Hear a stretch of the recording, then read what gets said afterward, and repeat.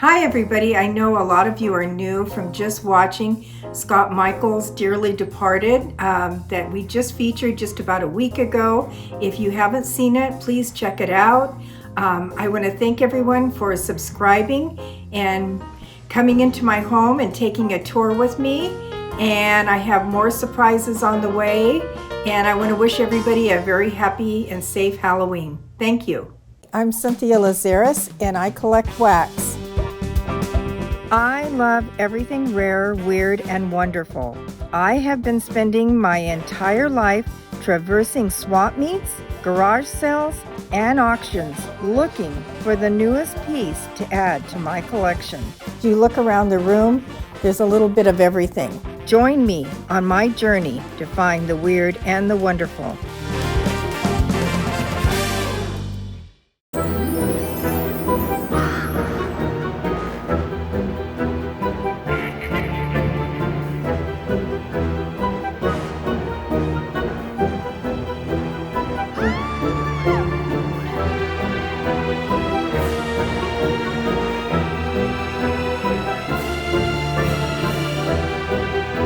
Happy Halloween! Well, this is a very spooky day for me, and I love it. In fact, I'm going to show you 3 wax figures that I have that are very, very spooky. My first one is Lon Chaney. Now, let me tell you a little bit about Lon Chaney. Now, Lon Chaney was known as the man with 1,000 faces. Lon Chaney was born to deaf parents. And I feel that that gave him a very powerful acting skill where he was able to convey so many different emotions and feelings without saying a word, just by having his facial features tell a story. In fact, he was so powerful during the silent movie era that Rudolph Valentino went to him to kind of get some acting techniques that would help him portray some of his characters because he felt so limited.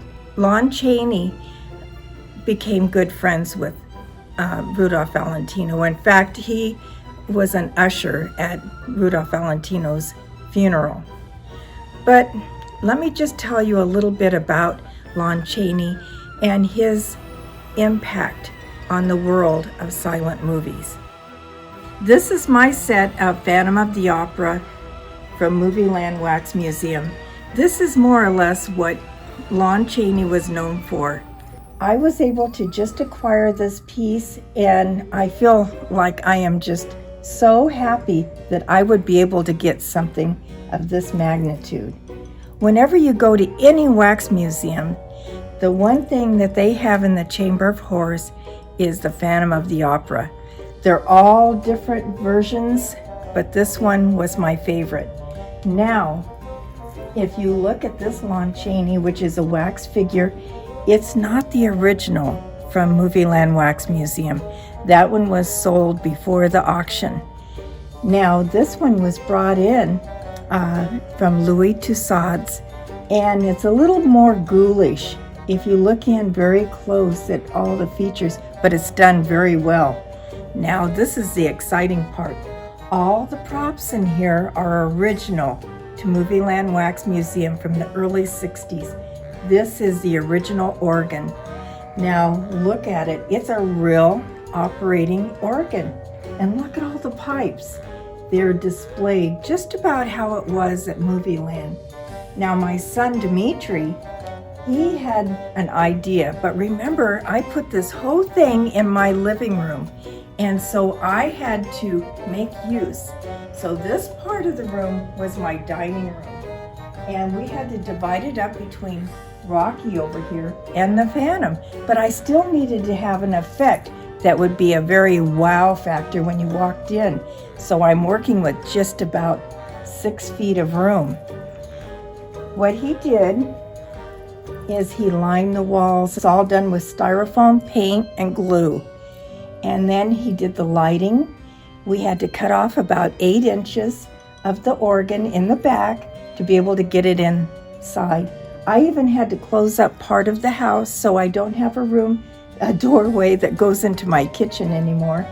And we set up all the lighting, as you see, and then we set the Phantom of the Opera. Now, when he did this display, he kind of extended out the floorway where it's a staircase. And we always thought, wouldn't it be unique to be able to get Mary Philbin in this piece too? We kind of had our thoughts in the back of our mind, that we would like to have this, but we never thought it would come true, and so quickly. I was given about 6 or 7 boxes of heads, and inside one of the boxes it said Phantom of the Opera. And we looked inside, and lo and behold, it was a Mary Philbin, but it was done by Pierre Imens, which is right now, if you can look at her, she's a beautiful piece. And I have left her exactly the way she was in the box, where she's got kind of the caked on eye makeup. But that's how it was done way back in the 20s with Pierre Imens. And you could see that I've dressed her. I made her into a complete wax figure. And so she is a beautiful piece. She's from Paris. And she looks wonderful in this set with Lon Chaney. Now, we tried to recreate the whole scene as it was at Movieland Wax Museum, and we were able to get the clapboard.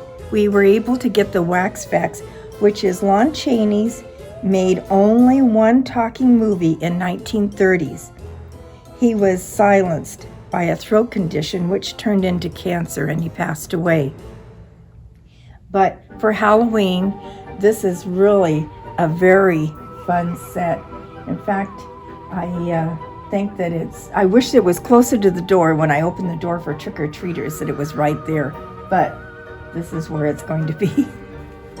I was really excited when I was able to get the Phantom of the Opera set in here, because I was able to put in a few things that were very unique. The first thing that I'm going to point out is I had a few candelabras, but one of them, I don't know if you could see it back there, but that one was given to me when I was a little girl from my mother, and it came out of a church, and I never really had a place to put it.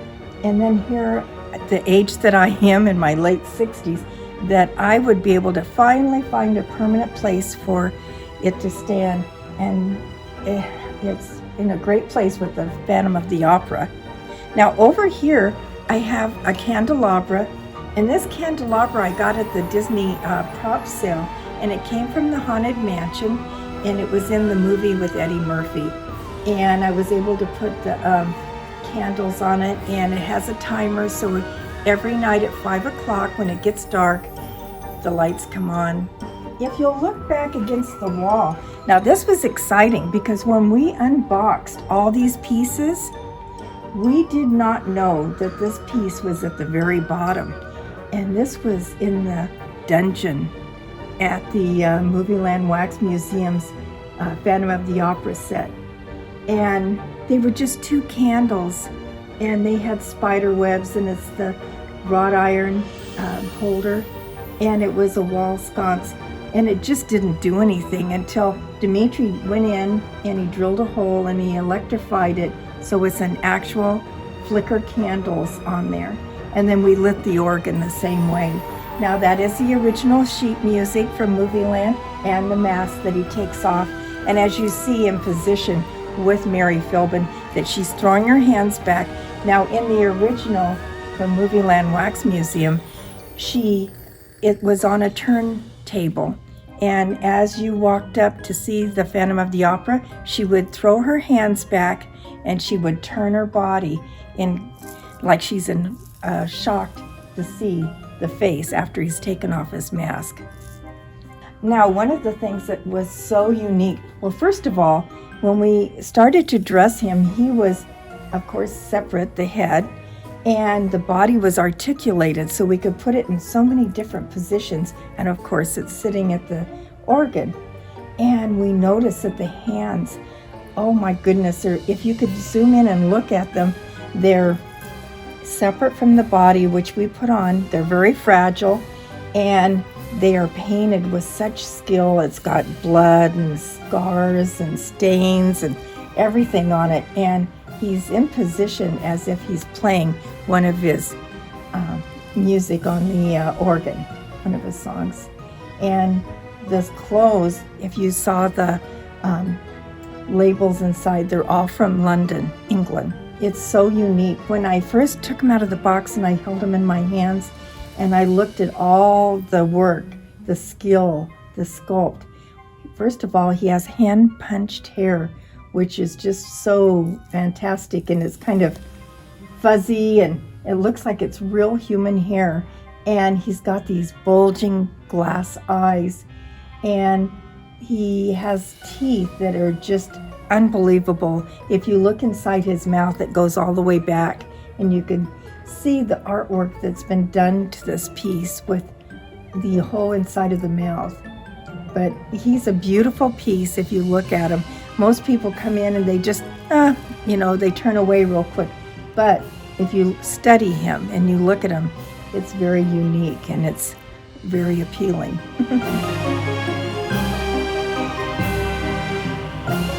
Now this was a real find. This wax figure is my son's, and this is Jimmy Stewart from Rear Window, which is an Alfred Hitchcock film. It's really funny how things happen in life. During the summer, I happened to just stumble on to Rear Window. It was on a classics film show on TV, and I watched it, and I was just frightened at the end, how poor Jimmy Stewart, having his cast thrown out the window.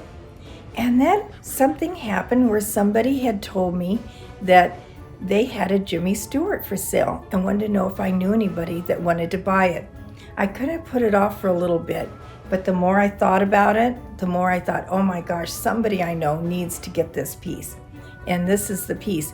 This sculpt was done by David Saletti for Movieland Wax Museum. So it's exciting that we have another piece from Movieland Wax Museum.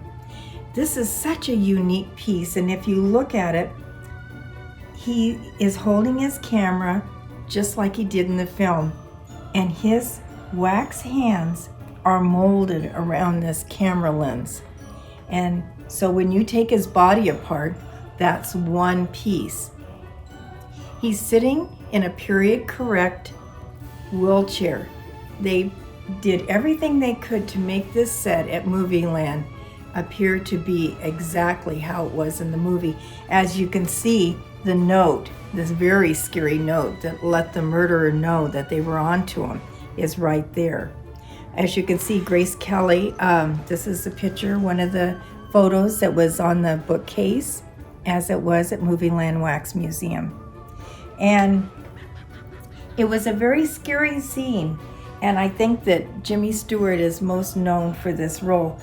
And he was very happy to come down and participate in the sculpt of this piece. As you can see, this is what's set on the desk, the working table of the sculptor, and that would have been David Saletti. And you can see how he studied this piece and made sure that it looked exactly how it did. Now he says it didn't turn out the way he wanted it to, but it's a beautiful piece. So much so that Jimmy Stewart came down for the unveiling. Now there was some criticism by some of the press and said, well, it doesn't really look like him. But Jimmy Stewart was very happy with this piece, and he was happy to get all the fanfare that went around this opening and grand opening. And you could see how well it looks, and this is wonderful. This was given to my son in a box of all kinds of documents and newspaper clippings that happened to be with Movieland Wax Museum. He signed this photo. As you can see, this is Jimmy Stewart's autograph. He autographed the day that it was unveiled to the public. This is a kind of an odd story, and I'm going to have to show you what it looked like before. My son will insert that picture. But in the movie, it starts out, the first scene, which is the long take, it ends up on Jimmy Stewart's leg where it says, "Here lies the bones." L.B. Jeffries. But what's crazy is they had probably monthly, yearly maintenance put on these figures, and they painted right over it with white paint.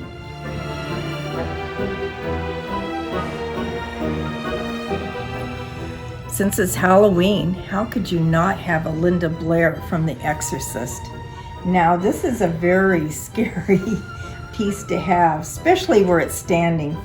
But I'll tell you, when The Exorcist came out, I mean, it really was a game changer for scary movies.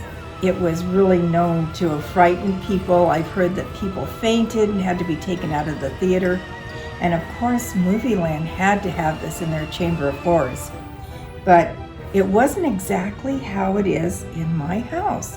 Now, the Linda Blair that was at Movieland, now this is her original nightgown with all the pea stains and the pea soup stains and all the yucky stuff that went with Linda Blair from The Exorcist.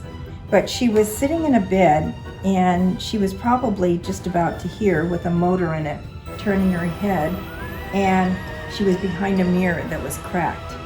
But I wanted to do her a little bit different. In fact, Guillermo del Toro, he had one that was sitting in his living room in a chair, and it was bound up on the wrist, and it had an Afghan over. And I loved that. I just loved that look. But for me, right now, because of my space that I have in here, you can see that she's standing here and she's got her pea stain on her socks.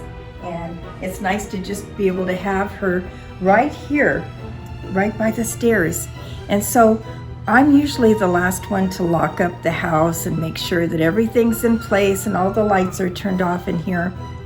And it's really crazy because when I go around to go up the stairs, I say goodnight to everybody, and here she is. She's always has her head turned in a different location. And it gives me kind of a little bit of creeps because I don't know if she's going to say something to me.